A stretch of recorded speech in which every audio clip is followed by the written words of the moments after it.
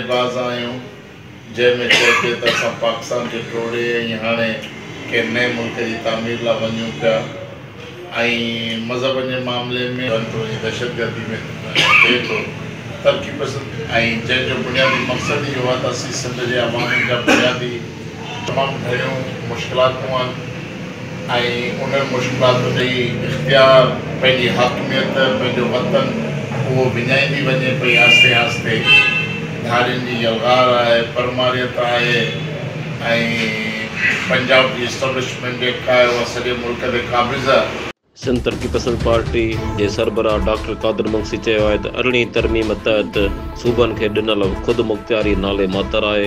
असांजो मुतालबो आहे त सूबन खे मुकमिल ख़ुदमुख्तियारी ॾेई पंहिंजे वसीलनि जी मालिकी ॾिनी वञे। हिन अहिड़ो इज़हार हालां प्रेस क्लब हाल में प्रेस कॉन्फ्रेंस कंदे कयो। हिन चयो त इस्टेब्लिशमेंट सदाईं पंहिंजा मनपसंद फ़ैसिला हासिल करण लाइ हिकु कूड़ी इलेक्शन प्रोसेस जे नाले ते चूंडूं कराए पंहिंजनि नुमाइंदनि खे मुल्क जो हुक्मरान बनायो वेंदो आहे जिन खां सदाईं पंहिंजे पसंदि जा फ़ैसिला कराया वेंदा आहिनि। हिन चयो त मुल्क जे 70 साला तारीख़ में मुल्क मथां ठहंदड़ हुकूमतुनि जे पुठियां पंजाब जी इस्टेब्लिशमेंट आहे जंहिंजो कमु सिर्फ़ु पंजाब जे हक़नि जी निगहबानी करणु आहे। हिन चयो त शहीद ज़ुल्फ़िकार अली भुट्टो ऐं शहीद मोहतरमा बेनज़ीर भुट्टो खां पोइ पीपीए जे मथां ज़रदारी लीग जो कब्ज़ो आहे जिन गुज़िरियल 10 सालनि जे दौर में सिंध जे हक़नि खे वॾे खां वधीक।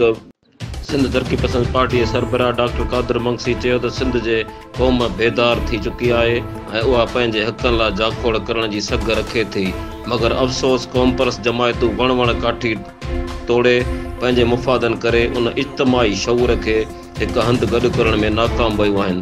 क़ौम परस्त जमायतूं 5 साल पीपी हुकूमत ख़िलाफ़ वावेला करण बावजूदि इलेक्शन जे टाइम ते सिंध जे शऊर खे वोट में तब्दील करण बजाए क़ौम परस्त पंहिंजे मुफ़ाद वारा फ़ैसिला करे सिंध जे वोट जी ताक़त खे ज़ाया करे छॾीनि।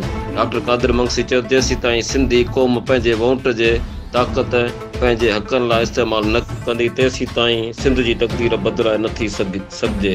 हिन चयो सिंध अंदरि मौसमियाती तब्दीलियुनि जो वॾो सबबु ॿेलनि जी तबाही आहे।